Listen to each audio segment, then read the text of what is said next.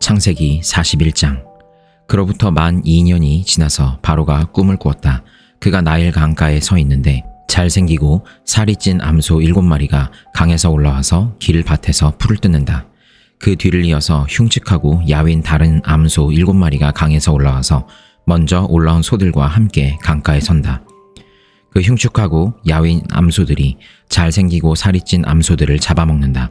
바로는 잠에서 깨어났다. 그가 다시 잠들어서 또 꿈을 꾸었다. 이삭 7개가 보인다.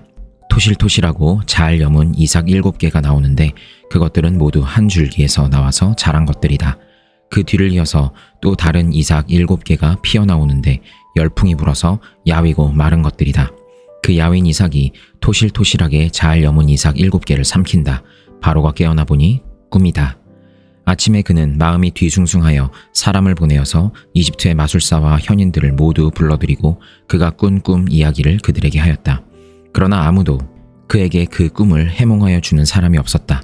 그때 술잔을 올리는 시종장이 바로에게 말하였다.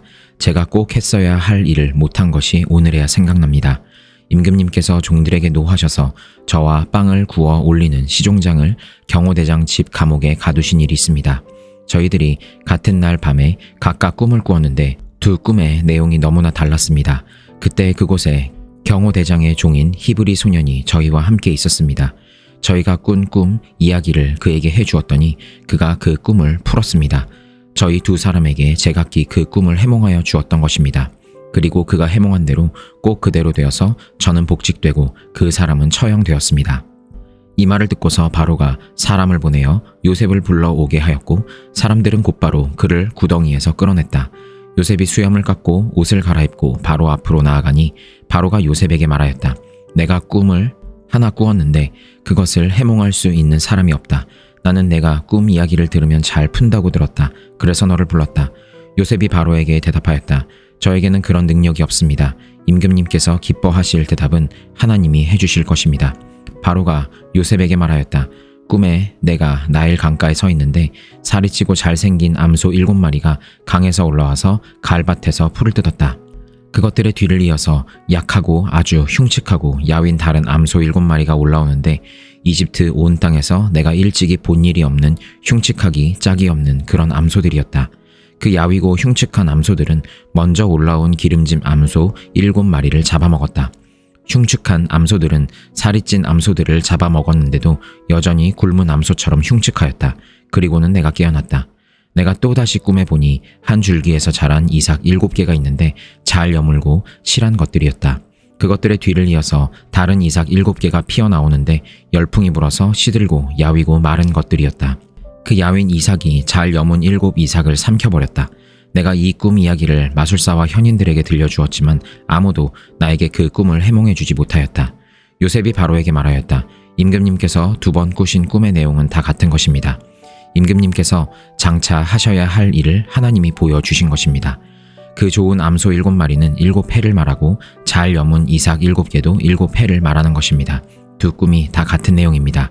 뒤따라 나온 야위고 흉측한 암소 7마리나 열풍에 말라버린 쓸모없는 이삭 7개도 역시 7해를 말합니다.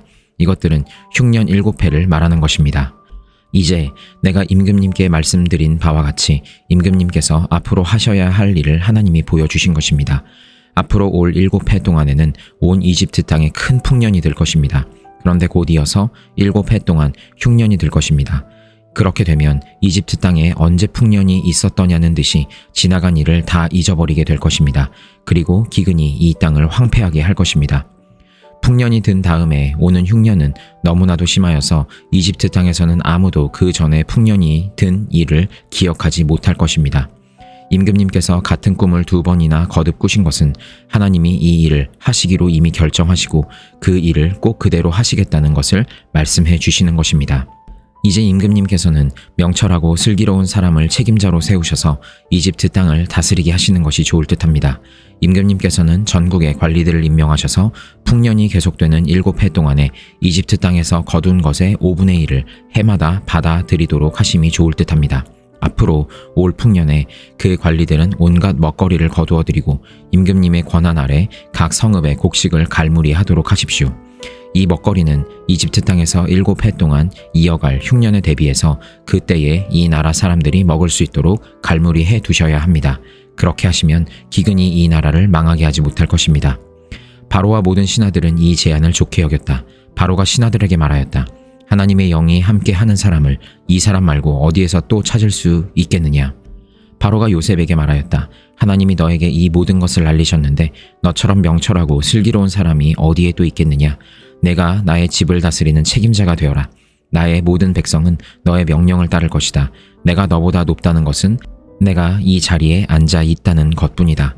바로가 또 요셉에게 말하였다. 내가 너를 온 이집트 땅의 총리로 세운다. 그렇게 말하면서 바로는 손가락에 끼고 있는 옥새 반지를 빼서 요셉의 손가락에 끼우고 고운 못이 옷을 입히고 금 목걸이를 목에다 걸어주었다. 그런 다음에 또 자기의 병거에 버금가는 병거에 요셉을 태우더니 사람들이 물러나거라 하고 외쳤다. 이렇게 해서 바로는 요셉을 온 이집트 땅의 총리로 세웠다. 바로가 요셉에게 말하였다. 나는 바로다. 이집트 온 땅에서 총리의 허락이 없이는 어느 누구도 손 하나 발 하나도 움직이지 못한다. 바로는 요셉에게 사브낫 바네아라는 이름을 지어주고 온의 제사장 보디베라의 딸 아스낫과 결혼을 시켰다. 요셉이 이집트 땅을 순찰하러 나섰다. 요셉이 이집트 왕 바로를 섬기기 시작할 때에 그의 나이는 30살이었다. 요셉은 바로 앞에서 물러나와서 이집트 온 땅을 두루 다니면서 살폈다. 풍년을 이룬 7해 동안에 땅에서 생산된 것은 대단히 많았다.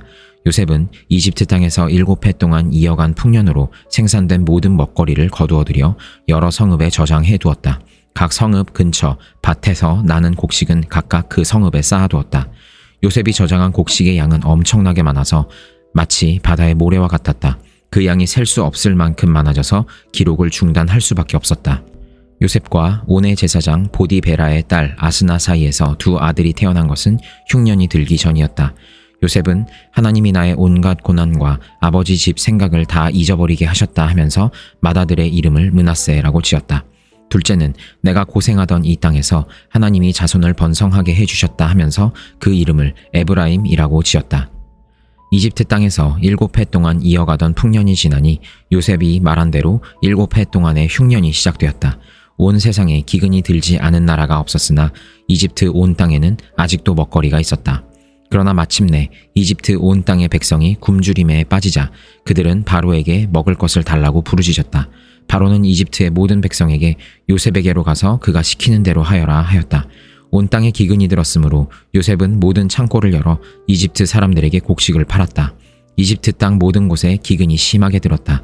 기근이 온 세상을 뒤덮고 있었으므로 다른 나라 사람들도 요셉에게서 곡식을 사려고 이집트로 왔다. 마가복음 11장. 그들이 예루살렘 가까이에 곧 올리브산에 있는 벳바게와 베다니 가까이에 이르렀을 때에 예수께서 제자 둘을 보내시며 그들에게 말씀하셨다. 너희는 맞은편 마을로 가거라. 거기에 들어가서 보면 아직 아무도 탄 적이 없는 새끼 나귀 한 마리가 매어 있을 것이다. 그것을 풀어서 끌고 오너라. 어느 누가 왜 이러는 거요? 하고 물으면 주님께서 쓰시려고 하십니다. 쓰시고 나면 지체 없이 이리로 돌려보내실 것입니다. 하고 말하여라. 그들은 가서 새끼 나귀가 바깥 길 쪽으로 나 있는 문에 매어 있는 것을 보고 그것을 풀었다. 거기에 서 있는 사람들 가운데 몇 사람이 그들에게 물었다. 새끼 나귀를 풀다니 무슨 짓이요? 제자들은 예수께서 일러주신 대로 그들에게 말하였다. 그러자 그들은 가만히 있었다. 제자들이 그 새끼 나귀를 예수께로 끌고 와서 자기들의 겉옷을 그 등에 걸쳐 놓으니 예수께서 그 위에 올라타셨다. 많은 사람이 자기들의 겉옷을 길에다 폈으며 다른 사람들은 들에서 잎 많은 생나무 가지들을 꺾어다가 길에다 깔았다. 그리고 앞에 서서 가는 사람들과 뒤따르는 사람들이 외쳤다. 호산나 복되시다. 주님의 이름으로 오시는 분. 복되다. 다가오는 우리 조상 다윗의 나라여. 더 없이 높은 곳에서 호산나. 예수께서 예루살렘에 이르러 성전에 들어가셨다. 그는 거기서 모든 것을 둘러보신 뒤에 날이 이미 저물었으므로 12 제자와 함께 베다니로 나가셨다. 이튿날 그들이 베다니를 떠나갈 때에 예수께서는 시장하셨다. 멀리서 잎이 무성한 무화과 나무를 보시고 혹시 그 나무에 열매가 있을까 하여 가까이 가서 보셨는데 잎사귀 밖에는 아무것도 없었다. 무화과의 철이 아니었기 때문이다. 예수께서 그 나무에게 말씀하셨다. 이제부터 영원히 내게서 열매를 따먹을 사람이 없을 것이다. 제자들이 예수께서 말씀하시는 것을 들었다. 그리고 그들은 예루살렘에 들어갔다. 예수께서 성전에 들어가셔서 성전 뜰에서 팔고 사고 하는 사람들을 내쫓으시면서 돈을 바꾸어 주는 사람들의 상과 비둘기를 파는 사람들의 의자를 둘러 엎으시고 성전 뜰을 가로질러 물건을 나르는 것을 금하셨다. 예수께서는 가르치시면서 그들에게 말씀하셨다. 기록한 바 내 집은 만민이 기도하는 집이라고 불릴 것이다 하지 않았느냐. 그런데 너희는 그곳을 강도들의 소굴로 만들어버렸다. 대제사장들과 율법학자들이 이 말씀을 듣고서는 어떻게 예수를 없애버릴까 하고 방도를 찾고 있었다. 그들은 예수를 두려워하고 있었던 것이다. 무리가 다 예수의 가르침에 놀라고 있었기 때문이다. 저녁 때가 되면 예수와 제자들은 을에 성 밖으로 나갔다. 이른 아침에 그들이 지나가다가 그 무화과 나무가 뿌리째 말라버린 것을 보았다. 그래서 베드로가 전날 일이 생각나서 예수께 말하였다. 랍비님, 저거 보십시오. 선생님이 저주하신 저 무화과 나무가 말라버렸습니다. 예수께서는 그들에게 말씀하셨다. 하나님을 믿어라. 내가 진정으로 너희에게 말한다. 누구든지 이 산더러 번쩍 들려서 바다에 빠져라 하고 말하고 마음에 의심하지 않고 말한 대로 될 것을 믿으면 그대로 이루어질 것이다. 그러므로 나는 너희에게 말한다. 너희가 기도하면서 구하는 것은 무엇이든지 이미 그것을 받은 줄로 믿어라. 그리하면 너희에게 그대로 이루어질 것이다. 너희가 가서 기도할 때에 어떤 사람과 서로 등진 일이 있으면 용서하여라. 그래야 하늘에 계신 너희 아버지께서도 너희의 잘못을 용서해 주실 것이다. 그들은 다시 예루살렘에 들어갔다. 예수께서 성전 뜰에서 거닐고 계실 때에 대제사장들과 율법학자들과 장로들이 예수께로 와서 물었다. 당신은 무슨 권한으로 이런 일을 합니까? 누가 당신에게 이런 일을 할 수 있는 권한을 주었습니까? 예수께서 그들에게 말씀하셨다. 나도 너희에게 한 가지를 물어보겠으니 나에게 대답해 보아라. 그러면 내가 무슨 권한으로 이런 일을 하는지를 너희에게 말하겠다. 요한의 세례가 하늘에서 온 것이냐 사람에게서 온 것이냐? 내게 대답해 보아라. 그들은 자기들끼리 의논하며 말하였다. 하늘에서 왔다고 말하면 어찌하여 그를 믿지 않았느냐고 할 것이다. 그렇다고 해서 사람에게서 왔다고 대답할 수도 없지 않은가. 그들은 무리를 무서워하고 있었다. 무리가 모두 요한을 참 예언자로 알고 있었기 때문이다. 그래서 그들이 예수께 대답하였다. 모르겠습니다. 예수께서 그들에게 말씀하셨다. 나도 내가 무슨 권한으로 이런 일을 하는지를 너희에게 말하지 않겠다. 욥기 7장. 인생이 땅 위에서 산다는 것이 고된 종살이와 다른 것이 무엇이냐? 그의 평생이 품꾼의 나날과 같지 않으냐? 저물기를 몹시 기다리는 종과도 같고 수고한 삭슬 애타게 바라는 품꾼과도 같다. 내가 바로 그렇게 여러 달을 허탈 속에 보냈다. 괴로운 밤은 꼬리를 물고 이어갔다. 눕기만 하면 언제 깰까, 언제 날이 셀까 마음 졸이며 새벽까지 내내 뒤척거렸구나. 내 몸은 온통 구더기와 먼지로 뒤덮였구나. 피부는 아물었다가도 터져버리는구나. 내 날이 배틀의 북보다 빠르게 지나가니 아무런 소망도 없이 종말을 맞는구나. 내 생명이 한낮 바람임을 기억하여 주십시오. 내가 다시는 좋은 세월을 못 볼 것입니다. 어느 누구도 다시는 나를 볼 수 없을 것입니다. 주님께서 눈을 뜨고 나를 찾으려고 하셔도 나는 이미 없어졌을 것입니다. 구름이 사라지면 자취도 없는 것처럼 스올로 내려가는 사람도 그와 같아서 다시는 올라올 수 없습니다. 그는 자기 집으로 다시 돌아오지도 못할 것이고 그가 살던 곳에서도 그를 몰라볼 것입니다. 그러나 나는 입을 다물고 있을 수 없습니다. 분하고 괴로워서 말을 하지 않고는 견딜 수 없습니다. 내가 바다 괴물이라도 됩니까? 내가 깊은 곳에 사는 괴물이라도 됩니까? 어찌하여 주님께서는 나를 감시하십니까? 잠자리에라도 들면 편해지겠지, 깊은 잠이라도 들면 고통이 덜 하겠지 하고 생각합니다만 주님께서 악몽으로 나를 놀라게 하시고 무서운 환상으로 저를 떨게 하십니다. 차라리 숨이라도 막혀버리면 좋겠습니다. 뼈만 앙상하게 살아있기보다는 차라리 죽는 것이 낫겠습니다. 나는 이제 사는 것이 지겹습니다. 영원히 살 것도 아닌데 제발 나를 혼자 있게 내버려 두십시오. 내 나날이 허무할 따름입니다. 사람이 무엇이라고 주님께서 그를 대단하게 여기십니까? 어찌하여 사람에게 마음을 두십니까? 어찌하여 아침마다 그를 찾아오셔서 순간순간 그를 시험하십니까? 언제까지 내게서 눈을 떼지 않으시렵니까? 침 꼴깍 삼키는 동안만이라도 나를 좀 내버려 두실 수 없습니까? 사람을 살피시는 주님, 내가 죄를 지었다고 하여 주님께서 무슨 해라도 입으십니까? 어찌하여 나를 주님의 관역으로 삼으십니까? 어찌하여 나를 주님의 짐으로 생각하십니까? 어찌하여 주님께서는 내 허물을 용서하지 않으시고 내 죄악을 용서해 주지 않으십니까? 이제 내가 숨져 흙 속에 누우면 주님께서 아무리 저를 찾으신다 해도 나는 이미 없는 몸이 아닙니까? 로마서 11장. 그러면 내가 묻습니다. 하나님께서 자기 백성을 버리신 것은 아닙니까? 그럴 수 없습니다. 나도 이스라엘 사람이요 아브라함의 후손이요 베냐민 지파에 속한 사람입니다. 하나님께서는 미리 아신 자기 백성을 버리지 않으셨습니다. 여러분은 성경이 엘리야를 두고 하신 말씀을 알지 못합니까? 그가 이스라엘을 고발하여 하나님께 이렇게 호소하였습니다. 주님, 그들은 주님의 예언자들을 죽이고 주님의 제단들을 헐어버렸습니다. 남은 것은 나 혼자밖에 없는데 그들은 내 목숨마저 찾고 있습니다. 그런데 하나님께서는 그에게 어떻게 대답하셨습니까?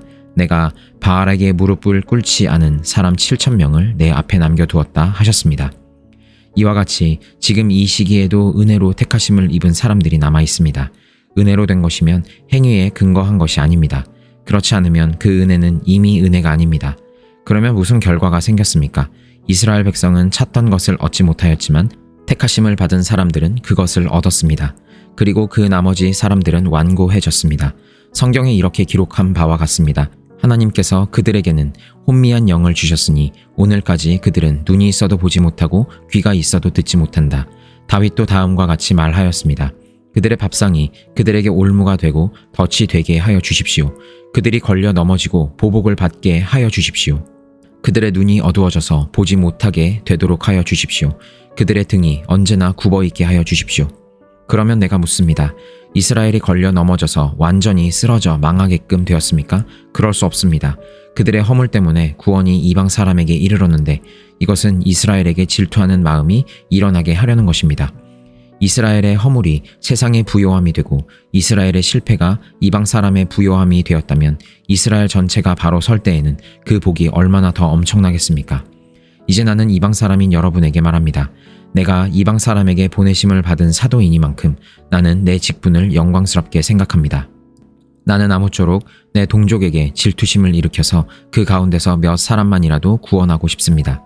하나님께서 그들을 버리심이 세상과의 화해를 이루는 것이라면 그들을 받아들이심은 죽은 사람들 가운데서 살아나는 삶을 주심이 아니고 무엇이겠습니까? 만물로 바치는 빵 반죽 덩이가 거룩하면 남은 온 덩이도 그러하고 뿌리가 거룩하면 가지도 그러합니다. 그런데 참 올리브 나무 가지들 가운데서 얼마를 잘라내시고서 그 자리에다 돌 올리브 나무를 그대로 접붙여 주셨기 때문에 그대가 참 올리브 나무의 뿌리에서 올라오는 양분을 함께 받게 된 것이면 그대는 본래의 가지들을 향하여 우쭐대지 말아야 합니다. 비록 그대가 우쭐댈지라도 그대가 뿌리를 지탱하는 것이 아니라 뿌리가 그대를 지탱한다는 것을 명심해야 합니다. 그러므로 본래의 가지가 잘려 나간 것은 그 자리에 내가 접붙임을 받게 하시려는 것이다 하고 그대는 말해야 할 것입니다. 옳습니다. 그 가지들이 잘린 것은 믿지 않은 탓이고 그대가 그 자리에 붙어 있는 것은 믿었기 때문입니다. 그러니 교만한 마음을 품지 말고 도리어 두려워하십시오. 하나님께서 본래의 가지들을 아끼지 않으셨으니 접붙은 가지도 아끼지 않으실 것입니다. 그러므로 하나님의 인자하심과 준엄하심을 생각해 보십시오. 하나님은 넘어진 사람들에게는 준엄하십니다. 그러나 그대가 하나님의 인자하심에 머물러 있으면 하나님이 그대에게 인자하게 대하실 것입니다. 그렇지 않으면 그대도 잘릴 것입니다. 그러나 믿지 않았던 탓으로 잘려나갔던 가지들이 믿게 되면 그 가지들도 접붙임을 받게 될 것입니다. 하나님께서는 그들을 다시 접붙이실 수 있습니다. 그대가 본래의 돌 올리브 나무에서 잘려서 그 본성을 거슬러 참 올리브 나무에 접붙임을 받았다면 본래 붙어있던 이 가지들이 제 나무에 다시 접붙임을 받는 것이야 얼마나 더 쉬운 일이겠습니까? 형제 자매 여러분, 나는 여러분이 이 신비한 비밀을 알기를 바랍니다. 그것은 여러분이 스스로 현명하다고 생각하는 일이 없게 하려는 것입니다. 그 비밀은 이러합니다. 이방 사람의 수가 다 찰 때까지 이스라엘 사람들 가운데서 일부가 완고해진 대로 있으리라는 것과 온 이스라엘이 구원을 받게 되리라는 것입니다. 그것은 성경에 이렇게 기록되어 있는 바와 같습니다. 구원하시는 분이 시온에서 오실 것이니 야곱에게서 경건하지 못함을 제거하실 것이다. 이것은 그들과 나 사이의 언약이니 내가 그들의 죄를 없앨 때에 이루어질 것이다. 복음의 관점에서 판단하면 이스라엘 사람들은 여러분이 잘 되라고 하나님의 원수가 되었지만 택하심을 받았다는 관점에서 판단하면 그들은 조상 덕분에 하나님의 사랑을 받는 사람들입니다. 하나님께서 주시는 고마운 선물과 부르심은 철회되지 않습니다. 전에 하나님께 순종하지 않던 여러분이 이제 이스라엘 사람의 불순종 때문에 하나님의 자비를 입게 되었습니다. 이와 같이 지금은 순종하지 않고 있는 이스라엘 사람들도 여러분이 받은 그 자비를 보고 회개하여 마침내는 자비하심을 입게 될 것입니다. 하나님께서 모든 사람을 순종하지 않는 상태에 가두신 것은 그들에게 자비를 베푸시려는 것입니다. 하나님의 부유하심은 어찌 그리 크십니까? 하나님의 지혜와 지식은 어찌 그리 깊고 깊으십니까? 그 어느 누가 하나님의 판단을 헤아려 알 수 있으며 그 어느 누가 하나님의 길을 더듬어 찾아낼 수 있겠습니까? 누가 주님의 마음을 알았으며 누가 주님의 조언자가 되었습니까? 누가 먼저 무엇을 드렸기에 주님의 답례를 바라겠습니까? 만물이 그에게서 나고 그로 말미암아 있고 그를 위하여 있습니다. 그에게 영광이 세세에 있기를 빕니다. 아멘.